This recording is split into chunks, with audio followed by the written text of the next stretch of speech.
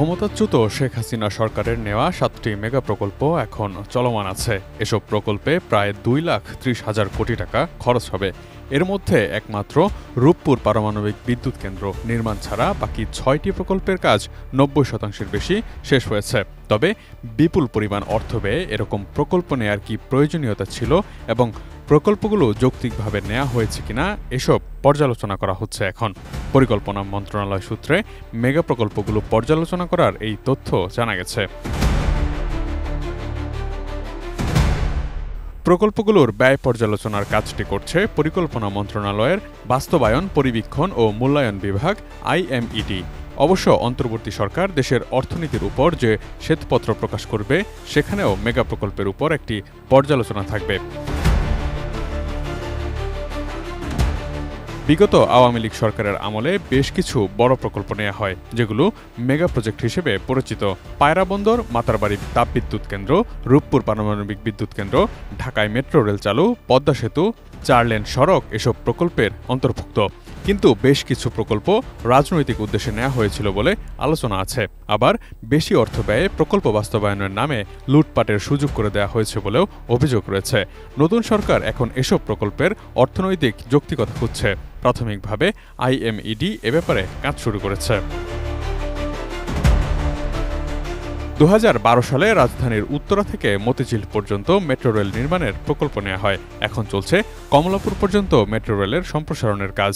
মোট প্রকল্প ব্যয় ৩৩,৪৭২ কোটি টাকা। জুলাই পর্যন্ত প্রকল্পটির বাস্তবায়ন হার ভৌত অগ্রগতি ৯০%।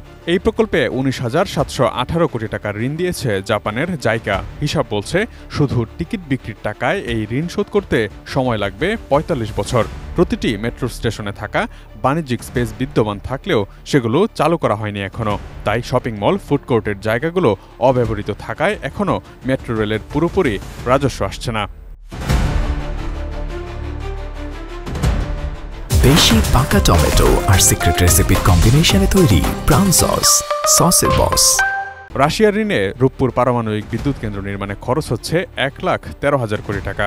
২০১৬ সালের জুলাই মাসে প্রকল্পটি হাতে নেওয়া হয়। ২০২৫ সালের ডিসেম্বরে এটি শেষ হওয়ার কথা, কিন্তু গত জুলাই মাস পর্যন্ত প্রকল্পের মাত্র ৬৯% বাস্তবায়ন হয়েছে। এই প্রকল্পটির অন্যতম দুশ্চিন্তার বিষয় হল ব্যয়বহুল এই প্রজেক্টটির ২০২৭ সালের শুরু থেকে বছরে প্রায় $৫০ কোটি ঋণ পরিশোধ করতে হবে। মাতারবাড়ি তাপবিদ্যুৎ কেন্দ্রের অগ্রগতি হয়েছে ৮৮%। ২০২৬ সালের ডিসেম্বর মাসে প্রকল্পের বাকি কাজ শেষ হওয়ার কথা।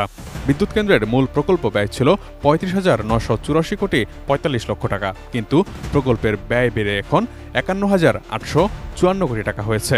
যদিও লুটপাটের মহাযজ্ঞে এরই মধ্যে বিদ্যুৎ কেন্দ্রটি বন্ধ হওয়ার উপক্রম হয়েছে। পায়রা গভীর সমুদ্র বন্দর নির্মাণ প্রকল্পটি ২ বার সংশোধনের পর খরচ দাঁড়িয়েছে ৪,৩৭৪ কোটি টাকা। এ পর্যন্ত প্রকল্পটির ৯৩% কাজ শেষ হয়েছে।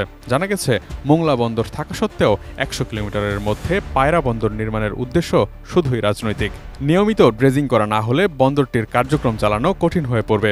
এছাড়াও কক্সবাজার দোহাজারী পথে দিনে ২৬টি ট্রেন চলার কথা থাকলেও চলছে ৬টি করে ট্রেন। ঢাকা দক্ষিণাঞ্চলে দৈনিক ৪৮টি ট্রেন চলার কথা থাকলেও চলছে মাত্র ১০টি করে।